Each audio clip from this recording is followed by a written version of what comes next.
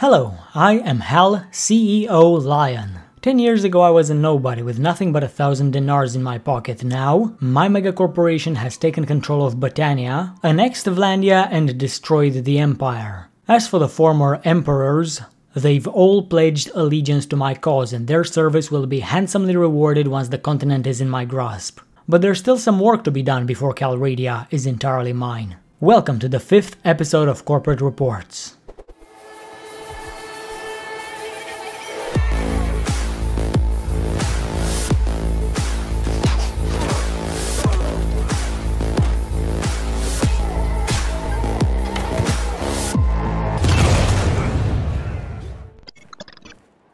At the moment, only 3 factions stand in my way. The High Kingdom of Botania, the Khuzait Khanate, and the Aserai Sultanate. Before tangling with any of them, it is wise to make a few preparations and ensure that everything is running smoothly. First things first, me and the boys leveled up and we had some perk and focus points to assign. I put my 2 focus points into smithing to help boost my main level when I inevitably go back to the forge. The second thing on my list was visiting my main fiefs in Botania and managing various construction projects because upgrades are important.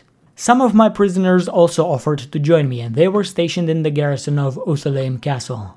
But the third and most important of these preparations was the purchase of this stretch of land belonging to Omor, Varcheg and the surrounding castles.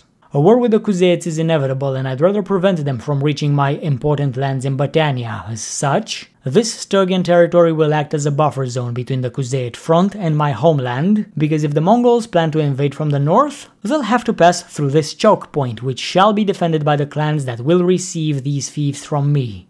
Well, to be entirely honest, when I say receive, I mean buy, because I'm not running a charity. I could have simply conquered this land when fighting the nomads, but purchasing didn't take too much effort because the owners were close by, and within 4 days, I bought all I was planning to, and more. Balgard and Takor Castle were not part of the plan, but since Abolitos offered to sell them, I paid the price. Then, as I always do, I invited these land sellers into my organization and they got their castles back, for a price. Throughout my travels I also ran into Arkor, who was given the town of Omor in exchange for Revel. The logic behind these moves is that Revel is farther away from the Mongols and if they attack, they'll have to take Omor first. In a way, I put Arkor on the front lines. In the vicinity of Revel there's also a castle, Ustokol, which currently belongs to the Botanians. What if it didn't? It only costs 365k, but I chose to pay a little bit more to get its former owner to like me. This absolute unit of a lad was also invited into the corp and he accepted, but instead of giving his castle back, I sold him the one at the choke point of castle. If Vildur and Arkor do their job right, the nomads will never pass. I also wanted to purchase Mazadan Castle, but the owner is too far away, so now it is finally time for a few more preparations actually. I should have named this series Corporate Preparations, because that's the bulk of what I'm doing. I thirst for violence, but alas, I have to temper myself. I must secure the south, and half of it is owned by Caladog, so I had to chase him for a while, but not alone. I had plans for how the south will be distributed among my vassals, and for that reason, I called Garios and Ragea to me. Together we ran after the Botanian for almost a week, and when we caught up, I bought Ortygia, Husenfolk, Razi, and Quazira, as well as several southern castles for over 6 million. I also paid an extra million for a couple of castles from Turiados, who unfortunately refused my generous offer to join the corporation. Now, it was time to make some last-minute adjustments. Garios was given Ortygia, Garontor Castle and 100,000 dinars in exchange for the Vlandian city of Galend, and Ragea offered Sargot and 600k for 2 of my Aserai cities.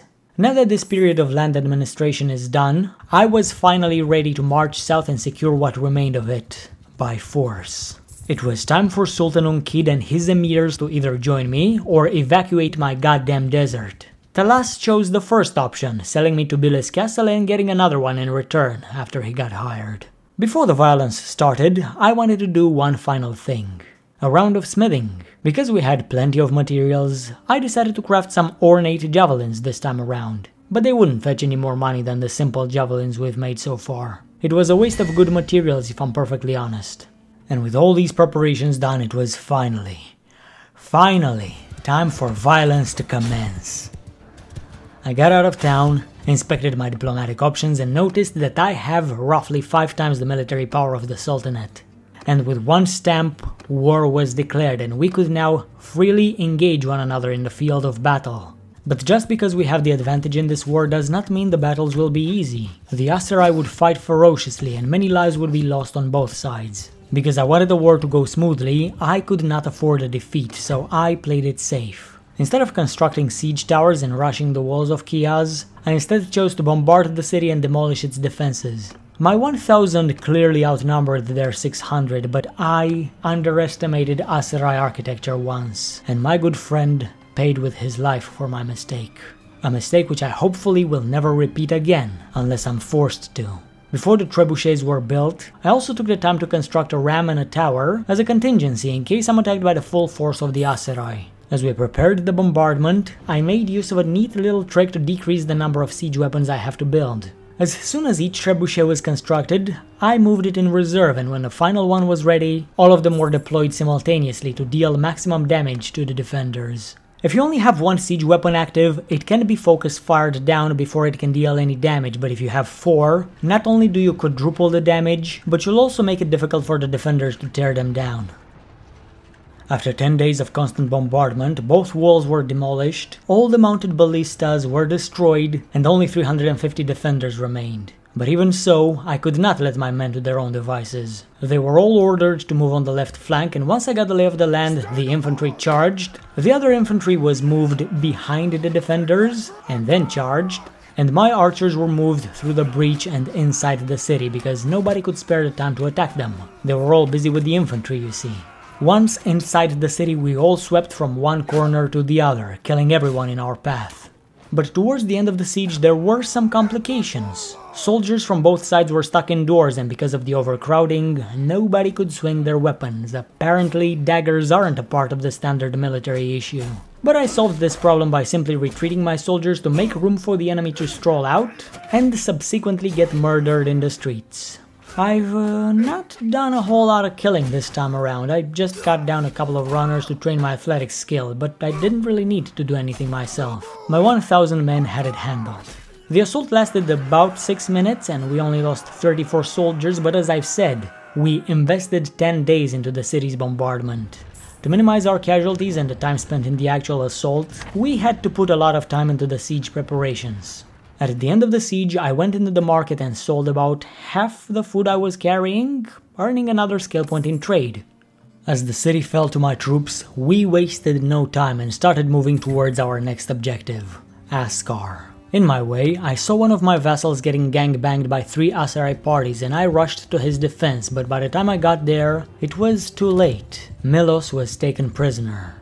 As we marched towards our next target, I got word that Usair laid siege to Kiyaz all by himself, so I turned my army back and engaged this emir in a field battle. 1096 versus 170. Do I even need to tell you that this was an undisputed victory? Fine, I'll tell you.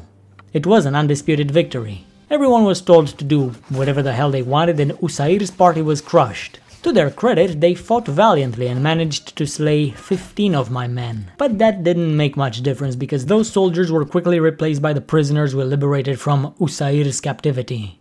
Hakan then tried raiding my newly acquired village, but Servik caught up to him, and I showed up as well to seal Hakan's fate.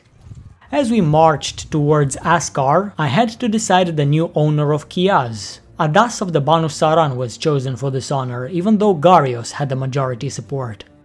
Apparently, Adram has passed away of natural causes some time ago, and Adas assumed his father's place at the helm of the Saranid clan. They used to be one of the largest clans in the land. Now, they're down to 3 members, soon to be 2. Anyway, before reaching the next city, I had a change of heart and decided to take every castle in my path. So we stopped in Ain Balik, which has less than 300 defenders.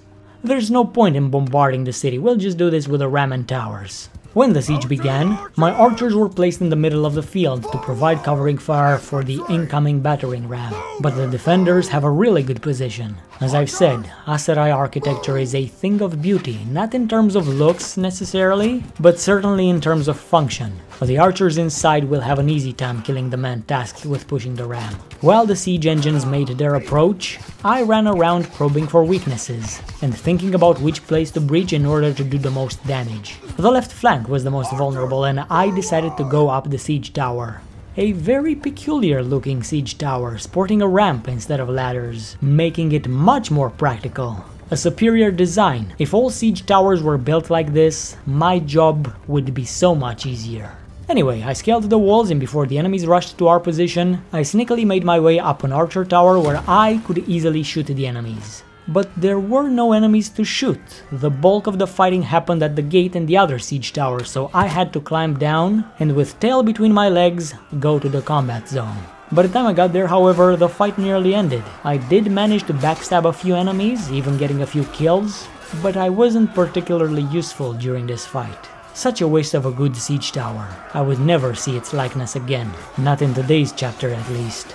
In less than 6 minutes the castle was ours, but we suffered a lot more casualties than in the siege of Chiaz. Scaling the walls is much more difficult than going through them, who would have thunk?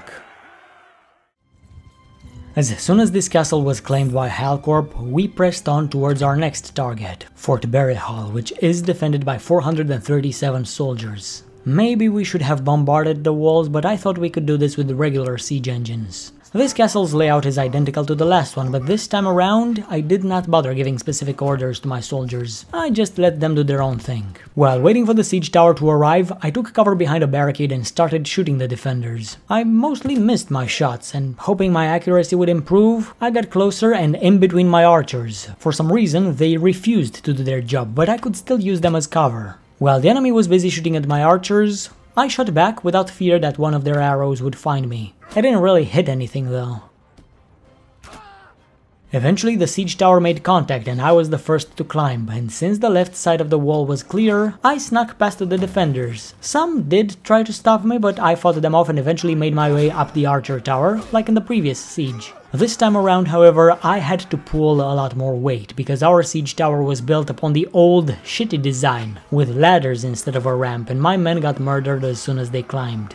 But from my high tower I could rain death upon my foes, since I had a clear shot and plenty of arrow barrels to replenish my ammo. And despite my poor archery skill, I still managed to deal a lot of damage, easily clearing the archers on the walls and helping my infantry advance up the siege tower. At the end of the battle, 388 enemies lay defeated, 27 of which fell to my arrows. If I make some basic calculations, I'm responsible for 6.9% of the enemy casualties, but I'm actually responsible for 100% of the casualties on our side, because we lost a lot of good men in this battle. 148 dead, with another 184 injured. Perhaps if my siege towers used the new ramp design, this siege would have been much easier, but alas, my soldiers had to climb ladders. Maybe bombardment was the right choice, but what's done is done, and we gotta live with the consequences. Anyway, all that shooting leveled up my skill in athletics, and I could take the second perk, which would help me run faster. This would be invaluable in a siege, as you're about to see. Anyway, there is no time to be lost. We kept going towards Askar, but in my way, Sultan Unkid tempted me with his presence. Unfortunately, he had the speed advantage, so I had to abandon my pursuit and siege the city instead. The siege of Askar would be difficult, and when I noticed Fafen's party not far from here, I summoned him into my army. The more, the merrier. 600 soldiers stand ready to defend this town, and even though the balance of power predicts my victory, I am personally not that sure. Askar is outnumbered by a mere 200 men, and I've told you all about the marvels of Aserai architecture. The city shall be bombarded, but as always, a siege tower and a ram were constructed first as a contingency. Then, just like in Chiaz, as soon as each trebuchet was built, it was moved in reserve, and once all four were ready, they were deployed. After the siege weapons were built, I also constructed a second siege tower, just in case. The bombardment lasted for 7 days and we nearly breached the walls, but we couldn't keep it up. Remember when I sold half my food in Chiaz in exchange for 1 level in trade? Yeah, we're in the middle of a war zone. There's no food for purchase here and we nearly ran out. We were forced to assault the walls with siege towers, but during this week of constant bombardment, the enemy defenses were reduced to 533 men, and our wounded soldiers healed up, and we now had 1070. We now outnumbered them 2 to 1, and even though hundreds of my soldiers will fall, at least now we have a fair chance at taking the city. Before rushing in, I also offered some of my prisoners the opportunity to die for me, and 16 of them gladly accepted, and then we all rushed in. The first thing I've done in the assault was ordering my companions to retreat. You don't get to do that very often. Companions are usually merged with the other troops, but if you have the chance of commanding them, it's best to send them away. Soldiers are easily replaceable, companions not so much. I also split my archers into 2 separate divisions and positioned them outside the main gate, where they had ample targets to shoot at. But for the first few minutes, I lost more archers than the enemy. I tried correcting that by going among them and shooting some enemies myself, but I made the situation worse. Not only did I not hit any of the enemies, but one of my own guys walked in front of my arrow and got killed. So I got back on my horse and I tried to figure out what I could do in this assault to make myself useful. I decided to climb the tower on the right flank, but doing so was very difficult. I got pushed back, hit in the head with axes, and as I tried going forward, I slipped and fell from the tower, spraining both of my ankles. I was out for the duration of this fight. Luckily, my soldiers scaled the walls and breached the gates and killed everything in their path. And even though we faced more difficult odds and I didn't command my men, or did anything useful at all, we still took fewer casualties than in our previous siege. Eventually, Askar fell to our troops, and in the meantime, my other vassals led sieges of their own, claiming many castles and towns for the corporation. After the city was taken, my army desperately needed food, which I was hoping to purchase from incoming villagers. One group, however, got ambushed by desert bandits and I rode to their defense. Not because I care about the villagers themselves, but I can't afford letting the Bedouins steal the food that is rightfully mine. But because the city's been under siege for a week, many things are overpriced, and instead of buying everything from the villagers, I let them supply the town. Eventually we passed through several of these villagers and purchased their entire stock of grain, and then I was going to take another castle. However, there was nothing left to conquer except Sanala, which is already besieged by Chason's army. Well, there's nothing more for me to do here, except maybe joining Chason in the siege to overwhelm the enemy and minimize our casualties. The siege of Sanala was the last action set piece, and it would be epic. Not because of the battle itself, I mean 2300 versus 400 is a clear victory, but in this siege, I could finally do some dancing of my own. I didn't need to give the army specific instructions. Archers were ordered to spread out and cover my entrance on the left flank, while the infantry was left to its own devices. I tried sniping the enemies, but that didn't go so well, so then I just rushed towards the ladders, scaled the walls, and waited for the archers to make me an opening. When I climbed upon the ramparts, I had free rein to use my falx and I cut them down, one after the other. In 20 seconds I killed 6 men, and because the walls were clear, I ordered some of the infantry to climb the ladders and prepare their assault. To buy time for them, I held my position on the wall and killed any defender that got close. And when everyone was ready, they were told to charge, while I dropped down on the rampart below and started hacking the militia on the walls. I cut through them like a sickle through a wheat field, but they kept coming, and I kept killing. But it all came to an end because of my recklessness. Because while this spearman climbed the stairs, I wrongly chose to pursue him instead of getting ready to deal with the ones coming from behind. I saw them approach, and I still made the wrong choice. So I got ambushed and knocked out, and finally I was out of the game for the duration of this siege. My carelessness nearly got me killed, and if it did, at least it would have been a glorious death. But no, it was just a minor concussion which would heal after the siege. Chalia's armor protects me well. Eventually my infantry breached the gate and scaled both walls, enveloping the last defenders from all sides, giving them no chance, and then the day was won. Halcorp lost 79 good men that day, but fortunately for us, none of my generals or companions perished throughout my battles through the south. That was a welcome surprise, but if I were to lose generals, I already planned for that contingency. That's why I've invited so many people into my corporation. Their generals can die, and I need to have suitable replacements at the ready. Even though Sanala was just under siege, it still had some food in the market, which I bought, and then I disbanded my army and took a look at our diplomatic situation. The Aserai have been displaced from their lands, their numbers reduced to several hundred, and the only way for them to get their land back would be through vassalage to me. but one desert town still remained free from my domain. Hubiar, owned by Hekard, an ex-Vlandian noble now fighting for Battania. I could get this one when we inevitably wage war upon the Battanians, but why travel all the way down south to siege it, when I could just seek out Hekard and bribe him for this town? Unfortunately, he was on the other side of the Black Sea, stationed in Vostrum. So my next objective was to ride there and purchase Hubiar. As I rode towards Vostrum, I passed near to Bilis Castle, which I acquired prior to my hostile takeover of this desert region. And in its garrison, I noticed something peculiar. 34 Aserai Master Archers. They're almost as good as the Battanian Fians, so it's unfair of me to let them wither away in this garrison. I placed some of my lower level troops in here and took the archers with me. Also, for the first time in my corporate career, I noticed a positive daily gold change. 11,000 dinars earned per day. Not bad when you consider the fact that my army costs 20,000 to maintain, and their wages are already covered. In my path towards Vostrum, I also passed through several cities and villages, buying everything that was cheap, especially food. I need to keep my armies fed if I hope to take over the world. At some point, my board of directors wanted me to enact the peerage policy, but I decided against it. It cost me 1600 influence to overrule their decision. But if they ask for it again, I will enable it for a time. Speaking of kingdom decisions, I also had to pick the owner of Sanala. The board was equally split between supporting Garios, Ragea, and the Saranids, and I had to stop for a second and appreciate how evenly the council supported each claimant. Because Sanala is an Aserai city, I gave it to Adas, since people prefer to be ruled by their own kin. Precisely a week after Sanala was taken, I met Hekard, who asked 1.5 million in exchange for the town of Hubiar.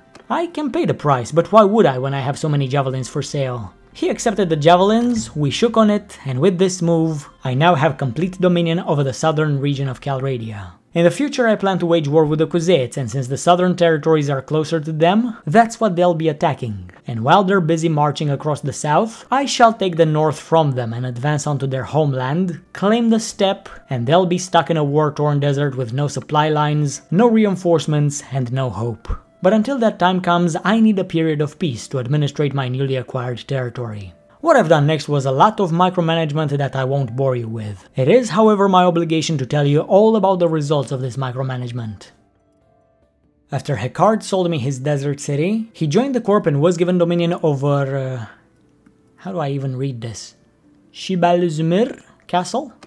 Together with Husenfolk, this castle would form the bulwark that protects the desert from the Khuzait invaders. Then I went to Vostrum and had a chat with this city's ruler, Gifor. For the low price of 3.75 million, he sold me this city and the remaining 2 castles he owned. For the time being, this territory doesn't matter that much to me, at least not strategically, so it was all given back to Gifor once he joined the corp. He paid me a lot less. I lost nearly 1 million in this transaction, but honestly, it's worth it. I could not say the same if I was forced to work for this money, but as I've said, smithing provided me with a shortcut to world domination and I needed to take it because time is running short.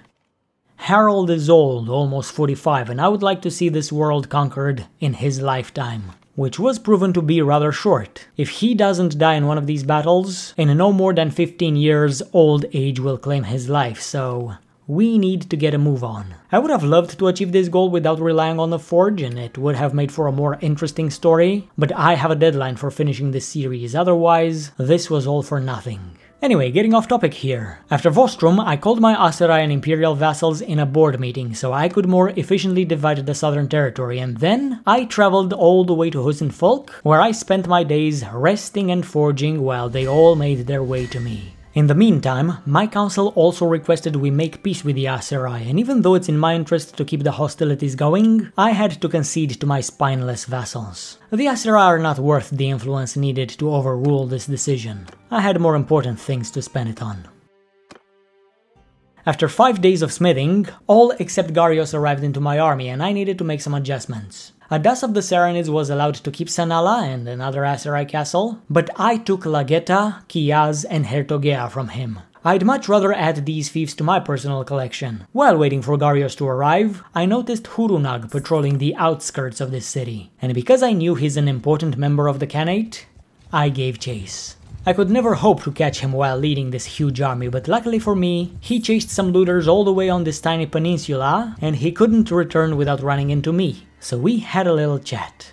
After showing him a crate full of javelins, his eyes grew as wide as they could, and he gave me the Kuzeit city of Akalat and the nearby castle, and then he was invited into Halcorp. One thing that left me dumbfounded was his argument. Once one declares himself a rebel, there's no going back. As far as I'm aware, I am not rebelling against the establishment. I am the establishment. And as far as I'm concerned, the Battanians and Kuzeit are the ones rebelling against me. Anyway, Hurunag and Clan Tigrit joined the Megacorp and got his castle back. And with Akalat in my possession, I now had a foothold into the steppe from which to wage war upon the Kuzeits.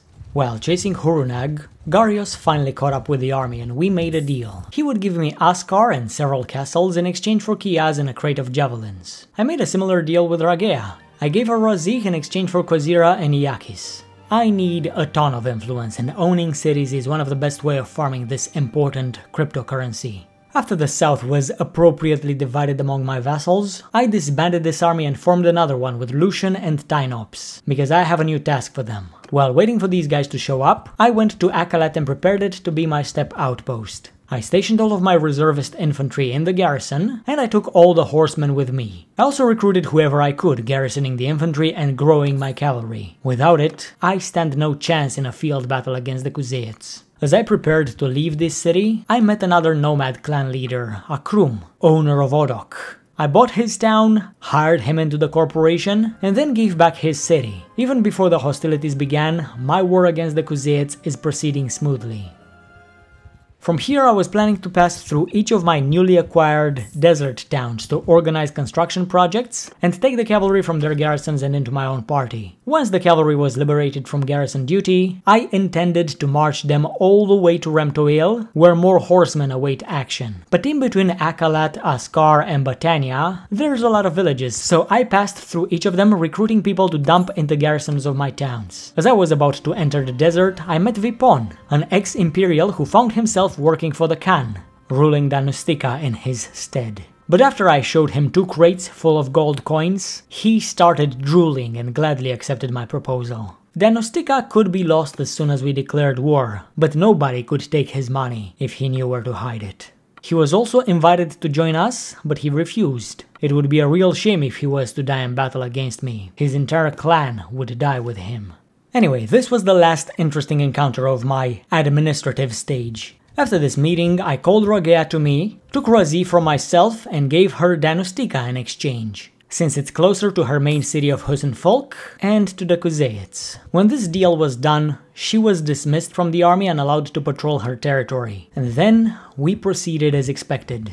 I passed through each of my desert fiefs, did what I was planning to, grew my cavalry retinue, and eventually stopped in Askar. I have no idea what route my vassals took, but they still hadn't caught up with me, so I decided to wait for them here, passing the time how I know best, by smithing. Eventually Lucian made it, and as I've said, I had a new task to give him. He would manage and defend the city of Balgard, which is in the northern buffer zone, and in exchange, he'd give me the city of Maronath. This was a costly transaction for me, as I had to give him all my javelins and another 500,000 in cash. After a few days, Tynops arrived to me as well, and he was relieved of one of his castles, but instead received the city of Lageta. Fun fact, because it took so long for Tynops to get here, he ran out of food and his soldiers were all starving, so he went from 100 to 0 real quick. But I kept him around in my army for a few days and gave his soldiers some of the food I was carrying. With the territory properly distributed to my vassals, it was time for some last-minute administration. I made my way to Remtoil Castle, took as many horsemen as I could manage, and I garrisoned them all in the city of Varcheg, which finds itself in a deplorable state. It barely has any projects built, it has no loyalty, and most of all, there's no people here. 0 prosperity means that this is a ghost town with no civilian inhabitants. This is nothing more than a glorified castle, and even castles have more people living in them. Rebuilding this town would take a lot of time and effort, but I'm capable of neither, so I just invested some money into its treasury and ordered some projects to be built. In time, maybe those projects would motivate more people to move in. But even so, I can still make use of the garrison of this town. So I went back to Remtoil to grab the rest of my cavalry, brought them here as well, and then it was time for my final move. I recruited as much infantry as I could, from villages or taverns, it didn't matter, and took them to Seonon. I even took some soldiers from my other 2 castles to live in the capital because my army of Fians and crossbowmen have a job to do. All of these elite archers were taken into my party, but I could not manage them all on my own. If I tried, most of them would desert. So I ordered 3 of my companions to lead parties of their own, and they were given the weakest of these archers. When all 3 parties were full, I formed an army with just my clanmates, refilled my party with ranged units, and marched towards Varcheg. Before arriving there, however, I finally met Tassinor, owner of Mazadan Castle, which was being sieged by someone, the Kuzets, I guess. But I showed up just in the nick of time and offered Tassinor the once-in-a-lifetime opportunity to sell his castle for some javelins and, well, what else could he do? The castle was already lost, so he took my offer and we both benefited from this transaction. As for the people sieging that castle, they had no ongoing feud with me, so they had to fuck off. Eventually, me and the boys arrived in Varcheg, which despite its shortcomings, would be my staging point for the war against the Kuzet Khanate. I will not discuss how I'll be using my army of Fians, because we've dawdled long enough. Besides, if I discuss my tactics now, I'll have nothing to talk about in the next episode. Anyway, this was all for today. Thank you for watching and I hope to see you next time. Goodbye.